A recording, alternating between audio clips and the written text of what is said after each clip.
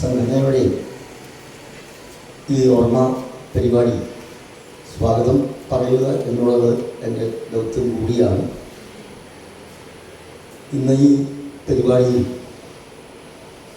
അധ്യക്ഷത വഹിക്കുന്നത് പ്രസിദ്ധ നാടകകൃത്തും സംവിധായകനും നടനും ബാബു മലയിലിൻ്റെ സുഹൃത്തുമായി ആയിട്ടുള്ള ചാക്കോടി അന്തിക്കാട് മാഷാണ്. ചാക്കോടി അന്തിക്കാട് മാഷെ പ്രത്യേകം സ്വാഗതം ചെയ്യും. ബാബുവിനോട് കൂടി കോളേജ് ജീവിതം പങ്കിട്ട പരിഷത്തിൻ്റെ പ്രവർത്തനം തുടങ്ങി ഒട്ടനവധി സാംസ്കാരിക മേഖലകളിൽ സാഹിത്യരംഗത്തും നാട്ടറിവ് രംഗത്തുമൊക്കെ പ്രവർത്തിച്ച് പരിചയിച്ച് പോന്നിട്ടുള്ള ആളാണ് ശ്രീ മനീബി ഡേവിസ്. ഏവർക്കും അറിയാവുന്നതുപോലെ സാഹിത്യ അക്കാദമിയുടെ പബ്ലിഷിംഗ് ഓഫീസറായി വിരമിച്ചയാളാണ്. മാത്രമല്ല ബാബുവിൻ്റെ രോഗകാലത്ത് ഇ.ഡി. ഡേവിസ് ഏറെ അദ്ദേഹത്തെ ആശ്വസിപ്പിക്കുകയും ചിലപ്പോഴൊക്കെ സാമ്പത്തികമായി സഹായങ്ങൾ സ്വന്തമായിട്ടും മറ്റുള്ള ആളുകളെ അറിയിച്ചും ഒക്കെ ചെയ്തു പോന്നിട്ടുള്ള ആളാണ് ഇ.ഡി. ഡേവിസ്. ഇന്ന് ഒട്ടനവധി പുസ്തകങ്ങളുടെ രചയിതാവ് കൂടിയാണ്. ബാബുവിനെ സംബന്ധിച്ച ഒട്ടനവധി ഓർമ്മകൾ അദ്ദേഹം ഈ ഉദ്ഘാടന പ്രസംഗത്തിൽ നിർവഹിക്കും. ഉദ്ഘാടകന് ആയിട്ടുള്ള ഇ.ഡി. ഡേവിസ് മാഷ് ആദരപൂർവ്വം സ്വാഗതം ചെയ്യും. ബാബു ഓർമ്മകൾ പങ്കിടുന്നവരിൽ മുഖത്തിൻ്റെ വൈസ് പ്രസിഡന്റ് കൂടിയായിട്ടുള്ള പ്രസിഡന്റ് ഇന്ന് മറ്റൊരു പരിപാടി ഉള്ളതുകൊണ്ട് വരാൻ കഴിഞ്ഞിട്ടില്ല. എം.കെ. പശുപതി മാഷ് എത്തിയിട്ടില്ല. അതുകൊണ്ട് വൈസ് പ്രസിഡന്റ് ആന്റണി പുല്ലഴി കാഥികനാണ്. അദ്ദേഹം ഓർമ്മകളിൽ പങ്കെടുത്ത് സംസാരിക്കും. ആന്റണി പുല്ലഴി മാഷ് ബഹുമാനപൂർവ്വം സ്വാഗതം ചെയ്യും. ഓർമ്മകൾ പങ്കിടുന്നതിൽ ഇന്ന് ക്ലാസിക് മ്യൂസിക്കിനെ ഒട്ടനവധി പ്രമോഷൻ നടത്തിക്കൊണ്ട് കേരളത്തിൽ ഒരുപാട് പരിപാടികൾ നടത്തിപ്പോരുന്ന നല്ലൊരു അധ്യാപകൻ കൂടിയായിട്ടുള്ള മാനവ സംഗീത വിദ്യാലയത്തിൻ്റെ പ്രിൻസിപ്പൽ കൂടിയായിട്ടുള്ള സതീഷ് മാനവനെ സ്നേഹപൂർവ്വം സ്വാഗതം ചെയ്യും. അതുപോലെ മുഖത്തിൻ്റെ പ്രവർത്തകനായിട്ടുള്ള നമ്മുടെ എഴുത്തുകാരനും സർഗമുഖം എന്ന മാസികയിൽ സ്ഥിരമായി എഴുതിക്കൊണ്ടിരിക്കുന്ന അജയൻ വലിയ പുലിക്കലിന് പ്രത്യേകമായിട്ട് സ്വാഗതം ചെയ്യുന്നു. ഈ ഓർമ്മ പരിപാടി സമാപിക്കുമ്പോൾ നന്ദി പ്രകാശനം നിർവഹിക്കുക 39ാം വാർഷികം സെപ്റ്റംബർ 27-ാം തീയതി നടക്കുകയാണ്. ആയതിൻ്റെ കൺവീനറായി തിരഞ്ഞെടുക്കപ്പെട്ടിട്ടുള്ള ഇ.കെ. അനിൽകുമാർ മാഷാണ്. ഇ.കെ. അനിൽകുമാർ മാഷെ പ്രത്യേകമായിട്ട് സ്വാഗതം ചെയ്യുന്നു.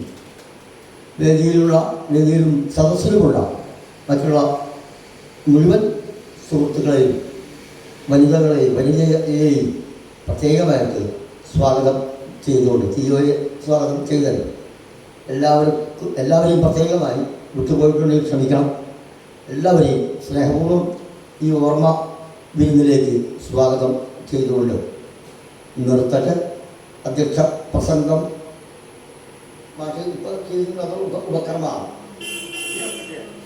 അതെ, ഇപ്പം ചെയ്യാം. ചാക്കോ മാഷ് അധ്യക്ഷ പ്രസംഗത്തിനായി ക്ഷണിക്കുകയുള്ളൂ.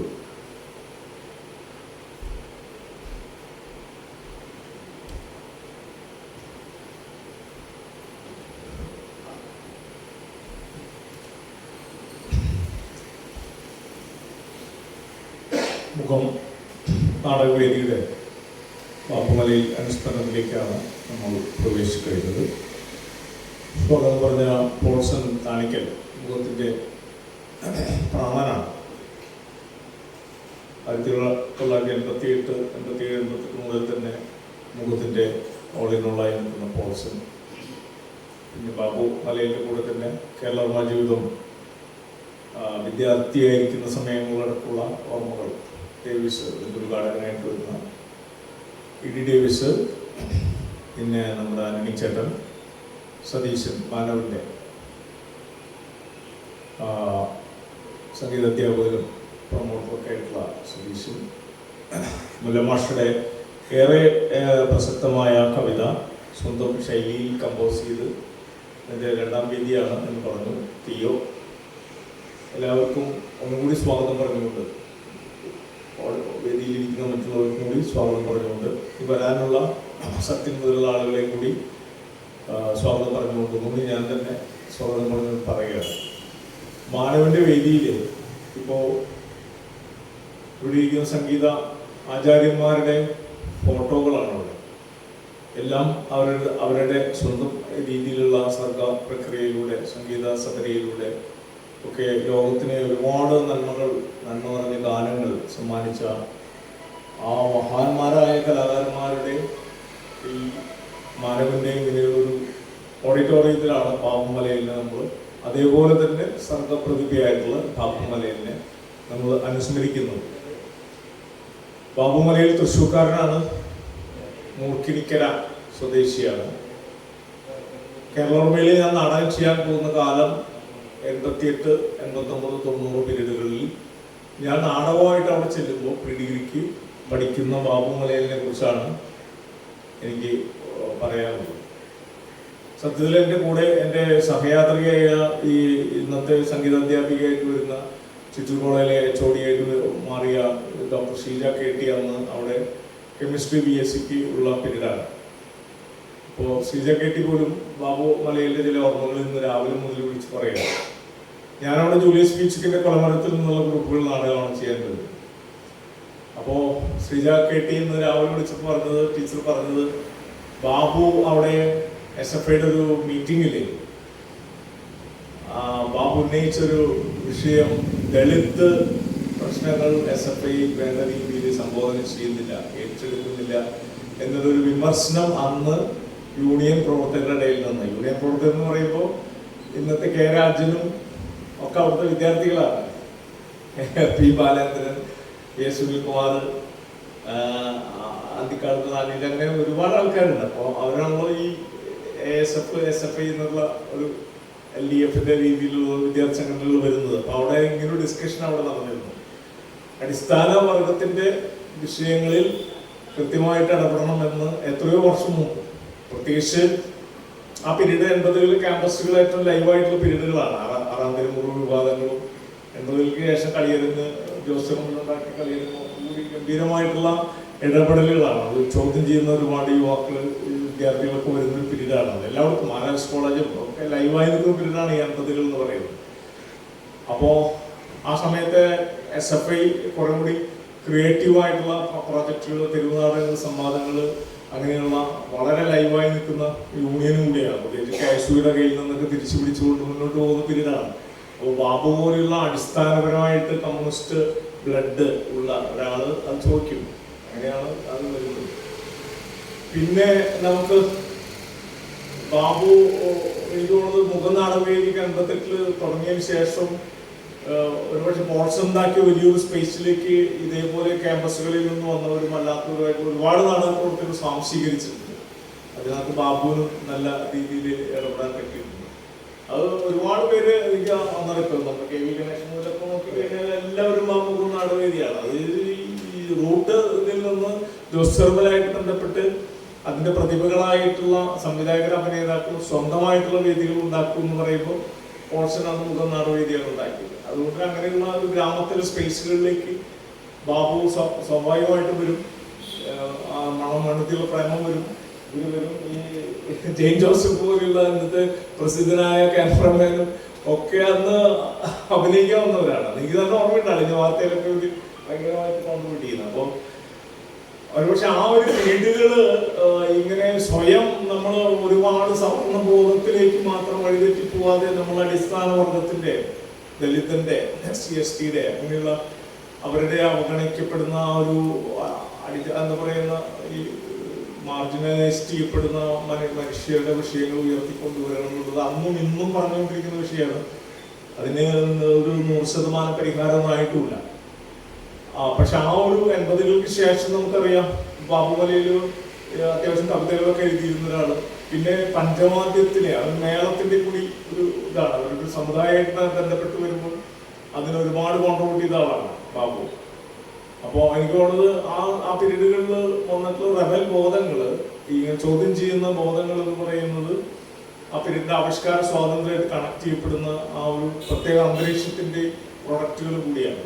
കാരണം നമ്മൾ ഈ വിപ്ലവ സ്വപ്നങ്ങൾ എല്ലാവരും ഇങ്ങനെയുള്ള കാര്യങ്ങൾ, അവഗണിക്കപ്പെട്ട മനുഷ്യരുടെ പ്രശ്നങ്ങൾ ഉന്നയിക്കണം എന്ന് പറയുന്നത്. അതിനേക്കാളും സവർണബോധം ഏറ്റവും കൂടുതൽ ആക്രമിക്കുന്ന ഈ പീരീഡിലാണ് ഒരുപക്ഷെ അത്തരം ചോദ്യങ്ങൾ കുറഞ്ഞുകൊണ്ടിരിക്കുന്നു എന്നുള്ളതാണ് സംഭവിക്കുന്നത്. അന്ന് സവർണബോധത്തിന്റെ ഭീഷണി മുന്നേ കണ്ടുകൊണ്ട് തന്നെയാണ് പ്രത്യേകിച്ച് ഈ അങ്ങനെ വരേണ്യ വർഗത്തിന്റെ സാഹിത്യവും വരേണ്യ വർഗത്തിന്റെ സിനിമയും വരേണ്യ വർഗത്തിന്റെ നാടകങ്ങളൊന്നും വിട്ടിട്ട് വരണം എന്ന് പറയുമ്പോൾ അതിന്റെ തൊട്ട് 70കളിൽ ഉള്ള സാംസ്കാരിക വേദിയുടെ മൂവ്മെന്റ്, ജനകീയ സാംസ്കാരിക വേദിയുടെ മൂവ്മെന്റ്, അല്ലെങ്കിൽ അതുപോലെയുള്ള ഈ നാട്ടുകത്തിക ബേബിയുടെ നാടകവും ഒക്കെ വരുമ്പോൾ ഒരു തരം വേറെ ആരവം, ഒരു ആഹ്വാനമാണ് ഉണ്ടാക്കിയിരുന്നത് അന്തരീക്ഷത്തിൽ. അങ്ങനെയാണ് നമുക്ക് പൊളിറ്റിക്കൽ തിയേറ്റർ വേണമെന്ന് പറയുമ്പോഴാണ് ബോമ എന്ന് പറയുന്നതിന് തുടർച്ചയായിട്ട് ജോസഫിൽ ബോമ ചെയ്യേണ്ടി വരുന്നു, ഓട്സിന് മുഖത്ത് അളിഞ്ഞ വാർത്ത ചെയ്യേണ്ടി വരുന്നു, ബാബു മലയിൽ ഇങ്ങനെ ചോദ്യങ്ങൾ ഉന്നയിക്കേണ്ടി വരുന്നു. തീർച്ചയായിട്ടും നമ്മളിപ്പോൾ 2026 നിൽക്കുമ്പോൾ ഈ വക പ്രശ്നങ്ങൾക്കൊന്നും ഒരു നിയതമായ പരിഹാരങ്ങൾ, ശാശ്വതമായ പരിഹാരം എന്ന് പറയുന്നത് അങ്ങനെ വാക്ക് ഉപയോഗിക്കുന്നതിൽ അർത്ഥമുണ്ടോ എന്ന് എനിക്കറിയില്ല. പക്ഷേ കുറെ കൂടി പ്രോഗ്രസീവായിട്ടുള്ള ഒരു ജനമനസ്സുണ്ടാകുന്ന ഒരവസ്ഥ വരണം. ഇപ്പൊ അത് ഉണ്ടായേ പറ്റുമെന്നുള്ളതാണ്. അല്ലാണ്ട് നമ്മൾ ഇതുവരെയുള്ള നവോത്ഥാന പുരോഗമനമൊക്കെ പറഞ്ഞിരുന്നു കഴിഞ്ഞാൽ നമ്മളേക്ക് ആരോ ഒഴുങ്ങി കൊടുക്കും. ബാബുവിനെ പിന്നീട് ഞാൻ അറിയുന്ന ഓർമ്മ മൂക്കിനിക്കരി എന്നുള്ള അങ്ങനെ വൈഫിന്റെ തന്നെ നിത്യയുടെ ഹസ്ബൻഡൊക്കെ ആയിട്ട് ബന്ധപ്പെട്ടത് നരേന്ദ്രൻ ഒക്കെ സംസാരിച്ചപ്പോൾ പറയുന്നത് 2019 വരുമ്പോൾ 16 നമ്മുടെ നിയമസഭ ഇലക്ഷൻ വരുന്ന സമയത്താണ് ബാബു ചെന്താര എന്ന് പറയുന്നൊരു ഗ്രൂപ്പൊക്കെ ഉണ്ടായിരുന്നത്. അപ്പോൾ വെറുതെ ഇരിക്കുന്ന ഒരു കഥാപാത്രമല്ല, ഒരുപാട് അസുഖങ്ങളൊക്കെ ഉള്ളപ്പോഴും കൃത്യമായിട്ടും അതിലേക്ക് കോർഡിനേറ്റ് ചെയ്യുന്നതാണ്. അപ്പോൾ മനുഷ്യന് അസുഖം വരിക എന്നുള്ളത് എല്ലാവർക്കും സാമാന്യമായിട്ട് പറയാൻ പറ്റില്ല. എല്ലാ ഉറപ്പുളക്കിനവർക്കും ചിലപ്പോൾ അസുഖം വരണമെന്നില്ല. ശ്രമിക്കുന്ന എല്ലാവർക്കും ആരോഗ്യപരമായിട്ട് ജീവിക്കണമെന്നില്ല. അപ്പോൾ നമ്മുടെ ഒരു ലൈഫിൻ്റെ ഒരു ക്രമം അനുസരിച്ച് വരുന്നത്. ബാബുവിന് ഒരുപാട് അത്തരം പ്രശ്നങ്ങളുണ്ടായിരുന്നു. പക്ഷേ ഈ പറഞ്ഞ പട്ടിണി കിടന്നു മുക്കാലത്ത് നടന്നു വരുന്നൊരു ഭൂതകാലത്തിൽ നിന്ന് വരുന്ന കുറേ പ്രശ്നങ്ങളാണ്. പിന്നെ ഞാൻ ശക്തനിലൊക്കെ പിന്നീട് ഞാൻ പോർട്സിനോടൊന്ന് ഓർമ്മപ്പെടുത്തുകയാണ്. പൂർണ്ണോദയ ബുക്സിന്റെ ഒന്നും ഗാന്ധി ദർശനങ്ങളുള്ള പുസ്തകങ്ങളുടെ വിൽപ്പനയായിട്ട് ബന്ധപ്പെട്ടാണ് പിന്നീട് നമ്മൾ ബാബു ശക്തന്റെ ഒരു ഓഫീസിൽ കാണുന്നത്. പിന്നീട് അതിനെയാണ് അദ്ദേഹം വൈഫ് ഉണ്ടായിരുന്നത്. ഇങ്ങനെ ഒരുപക്ഷെ കുറെ കൂടി ഇനി വരാൻ പോകുന്ന ഡേവിസിനൊക്കെ കുറെ കൂടി ഡീറ്റെയിൽസ് പറയാൻ പറ്റും. അല്ല, പ്രിയനന്ദനം പോലുള്ളവർ കഴിഞ്ഞ പ്രിയനന്ദനൻ ഒരുപാട് നാടകക്കാരെയും കലാകാരന്മാരെയും പരിചയപ്പെടുത്തുന്ന ഒരു വേറിട്ട കാഴ്ചകൾ, ഒരു എന്ന് പറഞ്ഞ പോലെ നാടക യാത്രകൾ, അങ്ങനെ പേരിൽ കുറെ എഴുതിയിരുന്നു, ഒരുപാട് പേരെ എഴുതിയിരുന്നു. അപ്പോൾ ബാബു മലയിൽ മരിച്ച ശേഷം പിന്നീട് മുമ്പ് പ്രിയം ചെയ്തൊരു കുറിപ്പ് വീണ്ടും പുള്ളിയുടെ ഫേസ്ബുക്കിൽ ഇട്ടിരുന്നു. കിട്ടിയത് വാട്സാപ്പ് ഞാൻ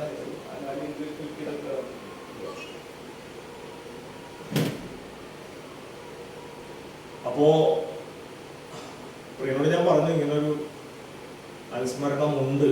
അപ്പോൾ ലൈഫ് പോർട്രേറ്റ് എന്നുള്ള പേരിലാണ് പ്രിയനന്ദന്റെ ഒരു എനിക്ക് 100-100 ചെയ്തെന്ന് തോന്നുന്നു. ഒരുപാട് എന്നെ പോർഷനൊക്കെ കവർ ചെയ്യുന്നുണ്ട്, എല്ലാവരെയും കവർ ചെയ്തു. ലൈഫ് പോർട്രേറ്റ് ഒരു കൊല്ലമായിട്ട് പ്രിയം ചെയ്തുകൊണ്ടിരിക്കുന്നതാണ്. അതിനകത്ത് ജൂലൈ 12 പ്രിയം പോസ്റ്റ് ഇടുന്നത്. പ്രിയനന്ദൻ എന്ന സംവിധായകൻ ബാബു മലയിൽ നമ്മെ വിട്ടുപിരിഞ്ഞു. Life portraits. ബാബു മലയിൽ വിയർപ്പിന്റെ കലയും കീഴാള സൗന്ദര്യശാസ്ത്രവും.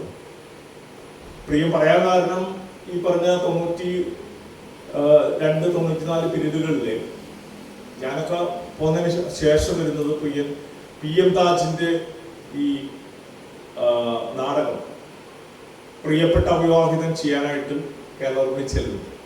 പിന്നീട് തിരക്കഥാകൃത്തായി മാറിയ കാഗിരീഷ്, നമ്മുടെ മീഡിയ ഇതിൽ ഷാഹിന, അവരൊക്കെ ആ സമയത്ത് ഷാഹിനയിൽ അഭിനയിച്ചിട്ടുണ്ട്. അന്ന് ബാബു മലയിൽ അതിൻ്റെ കോർഡിനേറ്ററായിട്ട് ഒപ്പം ഉണ്ട്. അപ്പൊ ആ ഓർമ്മ വെച്ചിട്ടാണ് പ്രിയൻ ഇത് പറഞ്ഞിട്ടുള്ളത്. PM താജിന്റെ പ്രിയപ്പെട്ട അവിവാഹിതൻ ഞങ്ങൾ ചേർക്കൊക്കെ ചെയ്ത പ്ലേയാണ് പിന്നീട് എന്ന നാടകം നൽകിയത് കലാപരമായ അനുഭവം മാത്രമായിരുന്നില്ല, എൻ്റെ ജീവിതത്തിലെ ഒരു സുപ്രധാന സൗഹൃദത്തിന്റെ തുടക്കം കൂടിയായിരുന്നു. SFIയുടെ പ്രവർത്തകനായിരുന്നു ബാബു എന്ന്. കേരള കോളേജിന് വേണ്ടിയായിരുന്നു ഞാൻ ഈ നാടകം സംവിധാനം ചെയ്തത്. കെ ഗിരീഷ് കുമാർ, ഷാക്കിന, രഘുനാഥ് കർലാശ്ശേരി എന്നിവരോടൊപ്പം ആ നാടകത്തിൽ പ്രവർത്തിച്ചപ്പോൾ പരിചയപ്പെട്ട ബാബു മലയിൽ എന്ന സുഹൃത്ത് പിന്നീട് എൻ്റെ കാഴ്ചപ്പാടുകളെ തന്നെ മാറ്റിമറിക്കുന്നതിൽ വലിയ പങ്കുവഹിച്ചു. അദ്ദേഹവുമായുള്ള സൗഹൃദം ഇന്നും അതേ തീവ്രതയോടെ നിലനിൽക്കുന്നു. ബാബു മലയിലിന്റെ ചിന്തകൾ എന്നും കീഴാള സമൂഹത്തിന്റെ ജീവിതത്തോടും അവരുടെ സാംസ്കാരിക സംഭാവനകളോടും ചേർന്ന് നിന്നിരുന്നു. കേരളത്തെ കുറിച്ചുള്ള പഠനങ്ങളിൽ അദ്ദേഹം നാട്ടുമൊഴികളുടെ പ്രാധാന്യത്തെയും ഒരു സംസ്കാരത്തിന്റെ നിർമ്മിതിയിൽ കീഴാള സമൂഹങ്ങൾ വഹിച്ച നിർണായക പങ്കിനെയും കുറിച്ച് നിരന്തരം സംസാരിച്ചിരുന്നു. അദ്ദേഹത്തിന്റെ ലേഖനങ്ങളിലും സംഭാഷണങ്ങളിലും ഈ വിഷയങ്ങൾ ആഴത്തിൽ വേരൂന്നിയത് കാണാമായിരുന്നു. നമ്മുടെ സമൂഹം പലപ്പോഴും ക്ലാസിക് കലകളെ മാത്രം വാഴ്ത്തിപ്പാടുകയും അധ്വാനിക്കുന്നവന്റെ വിയർപ്പിൽ പിറന്ന കലാരൂപങ്ങളെയും സംസ്കാരത്തെയും പിന്നിലേക്ക് തള്ളിമാറ്റുകയും ചെയ്യുന്നതായി ബാബു മലയിലിന്റെ വാക്കുകൾ എന്നെ ചിന്തിപ്പിച്ചു. എന്തുകൊണ്ടാണ് നമ്മൾ ഈ വിവേചനം കാണിക്കുന്നത്?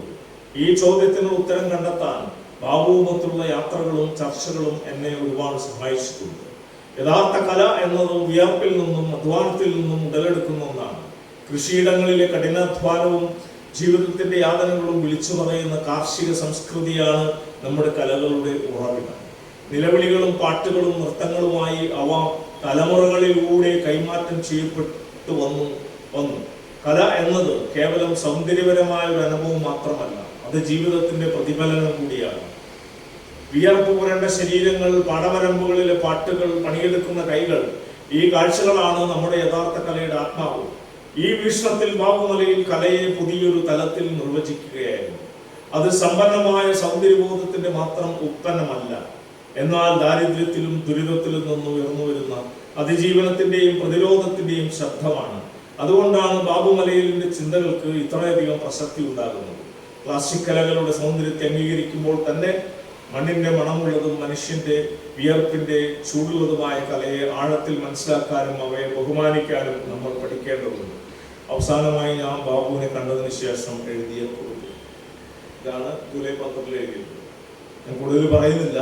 നമ്മുടെ നാട്ടിൽ മിക്കവാറും എല്ലാ പഞ്ചായത്തുകളിലും ഇങ്ങനെ ശ്രദ്ധിക്കപ്പെടാതെ സ്വയം ത്യാഗം ചെയ്ത് സ്വയം സമർപ്പിച്ച, പ്രത്യേകിച്ച് നാടകവേദിക്കും നാടൻപാട്ടിനൊക്കെ വേണ്ടി സമർപ്പിച്ച ആയിരക്കണക്കിന് മനുഷ്യർ. അവരിൽ ആരെങ്കിലും ഒരു സിനിമയിൽ പോയിട്ട് എന്തെങ്കിലും ഒരു സെലിബ്രിറ്റി ആയാൽ മാത്രമേ നമ്മുടെ കേരളത്തിന്റെ മധ്യവർഗ ബോധം അംഗീകരിക്കൂ, അഭിനയിക്കുകയോ എന്തെങ്കിലും ചെയ്യണം. ക്ലാസിക്കൽ കലയിൽ നിൽക്കുന്നവർക്ക് സിനിമയിൽ ഗ്ലാമർ വേണമെന്നില്ല. പെരുവനംകുട്ടന്മാരെ സംബന്ധിച്ച് യുനെസ്കോ അംഗീകരിക്കുന്നതോടുകൂടി വേറെ വേഷമൊന്നും വേണം. രാമണ്ടൽ ഗോപിയാശാനെ പിന്നെ സിനിമാക്കാർ ഉപയോഗിച്ചു. ക്ലാസിക്കൽ കലകൾക്ക് അവർ പ്രിവിലേജ്ഡ് ആയിട്ട് അവിടെ ഓൾറെഡി നിൽക്കുന്നു. അല്ലാത്ത വർഗത്തിൽ നിന്ന് വരുന്ന ഈ അടിസ്ഥാന വർഗത്തിൽ നിന്ന് ഫൈറ്റ് ചെയ്ത് കഥകളും കവിതകളും ലേഖനങ്ങളും സിനിമകളും ഷോർട്ട് ഫിലിമുകളും നാടകങ്ങളും ചെയ്ത് ജനങ്ങളെ മാറ്റിമറിക്കുന്നതിൽ വലിയ ഒരു പങ്കുണ്ട് എന്ന് സ്ഥാപിച്ചെടുത്തേ പറ്റുന്നില്ല. ഞാൻ പറയും, ഈ പന്തവും നിലവിളക്കും അല്ലെങ്കിൽ ചെരാതും മെഴുകുതിരിയും തമ്മിലുള്ള വ്യത്യാസം പോലെ തെരുവുനാടകങ്ങൾക്ക് വേണ്ടി നിൽക്കുന്നവൻ പന്തം ആണ് തീ കൊടുക്കുന്നത്. ക്ലാസിക്കൽ കലകൾ അല്ലെങ്കിൽ നമ്മളതുപോലെ ക്ലാസിക്കൽ ഡാൻസുകൾ എന്ന് പറഞ്ഞാൽ കത്തിച്ചു വെച്ച നിലവിളക്കാണ്, അല്ലെങ്കിൽ ചെരാതാണ്, അല്ലെങ്കിൽ മെഴുകുതിരിയാണ്. അതൊരിക്കലും പന്തത്തിന്റെ ഊർജ്ജം തരൂല. അതുകൊണ്ട് തന്നെ സമൂഹത്തെ മാറ്റിമറിക്കണമെങ്കിൽ അതിന്റെ നീതിബോധത്തേക്ക് ശരിയായ ദിശയിലേക്ക് വരുന്നത് ഈ ഒരുപക്ഷെ നാടൻ പാട്ടുകളും നാടൻ കലകളും വെറുതെയല്ല നമ്മൾ വേടനയൊക്കെ കൊണ്ട് നടക്കുന്നത്. അദ്ദേഹത്തിന്റെ എന്ത് നെഗറ്റീവിനെ മറികടന്നുകൊണ്ട് സവർണബോധത്തെ ആൾ കുത്തുമ്പോഴാണ് നമ്മളതിനെ അംഗീകരിക്കുന്നത്. അങ്ങനെയുള്ള അഗ്രസീവായിട്ടുള്ള എഴുത്തുകൾ, അഗ്രസീവായിട്ടുള്ള നാടകങ്ങൾ വരാതെ, കാരണം ആ നാടകം വിമർശനത്തിന്റെ ആയുധമായതുകൊണ്ട് അതേ വരുള്ളൂ. ഒരുപക്ഷെ ജീവിച്ചിരിക്കുമ്പോൾ അവഗണിക്കപ്പെട്ടേക്കാം. പക്ഷെ ബാബു മലയിലിനെ ഇന്ന് പലയിടത്തും 31-ാം തീയതി തൃശ്ശൂർ സാഹിത്യ അക്കാദമിയിൽ അനുസ്മരിക്കുന്നു. അങ്ങനെ അദ്ദേഹം ചെയ്ത കാര്യങ്ങൾ ഒരിക്കലും ചരിത്രത്തിൽ തമോഗർത്തത്തിലേക്ക് പോകുന്നില്ല. എല്ലാ വർഷവും നമുക്ക് ഈ അനുസ്മരണങ്ങൾ വേണ്ടിവരും. ബാബു മലയിലിന്റെ പേരിൽ നാടൻപാട്ട് ആയിട്ട് ബന്ധപ്പെടുത്തിയിട്ടോ അങ്ങനെയുള്ള ആളുകൾ ആദരിക്കുന്ന രീതിയിൽ എന്തെങ്കിലും അവാർഡുകളോ അങ്ങനെയൊക്കെ വേണമെങ്കിൽ കൊണ്ടുവരാവുന്നതാണ്. അത് ഞാൻ എന്ന് പറയുമ്പോൾ ഫുട്ബോളിൽ തന്നെ അഗ്രസീവായി ആക്രമിക്കുന്ന ടീമാണ് ജയിക്കുക എന്ന് പറഞ്ഞ പോലെ നമ്മുടെ ജനകീയ കലയിൽ അഗ്രസീവ് സ്വഭാവം ഉണ്ടെങ്കിൽ അത് കാലത്തെ അതിജീവിക്കുള്ളൂ. മറ്റതങ്ങനെ പോയിക്കൊണ്ടിരിക്കും. മ്യൂസിക് പീസായിട്ട് ഇങ്ങനെ പോകും. നമുക്കറിയാലോ, 5000 പേരുടെ തിരുവാതിര കളിയിൽ നിന്ന് യുദ്ധവിരുദ്ധ സംഭവങ്ങളൊന്നും ആരും ചെയ്യാൻ പോകുന്നില്ല. അതൊരു കെട്ടിക്കാഴ്ച പോലെ ഇങ്ങനെ പോയിക്കൊണ്ടിരിക്കും. അതിനെ നമ്മൾ മ്യൂസിയം പീസ് പോലെ റെസ്പെക്ട് ചെയ്യണം. പക്ഷെ ഇപ്പുറത്ത് സമൂഹത്തിന് പരിവർത്തനം ഉണ്ടാക്കുന്നത് അത് കോടികൾക്ക് വേണ്ടി റാങ്ങുന്ന രീതിയിൽ ഇന്ന് കേന്ദ്ര ഗവൺമെന്റ് ഒക്കെ അത്തരം നാടൻ സംഘങ്ങളെയൊക്കെ എങ്ങനെയാണ് അടിച്ചു മാറ്റി ഹൈജാക്ക് ചെയ്ത് കൊണ്ടുപോകുന്നത് പറയാൻ പറ്റില്ല. കോടികളാണ് മുന്നിൽ വെക്കുന്നത്. അത്തരം കെണികൾ പെടാതെ അത് ജീവിക്കുന്നവരെ നമ്മൾ ബഹുമാനിക്കുകയും ആദരിക്കുകയും ചെയ്യാവുന്നതാണ്. നമുക്ക് ഇന്ന് നമ്മുടെ കേരളത്തിലെങ്കിലും ഇരുന്നുകൊണ്ട് അത് ചെയ്യാൻ പറ്റുന്നു. ആ ഓർമ്മകൾ കൂടി പങ്കുവെച്ചുകൊണ്ട് ഉദ്ഘാടനം ചെയ്യാനായിട്ട് ഇ ഡി ഡേവിസിനെ ക്ഷണിക്കുന്നു.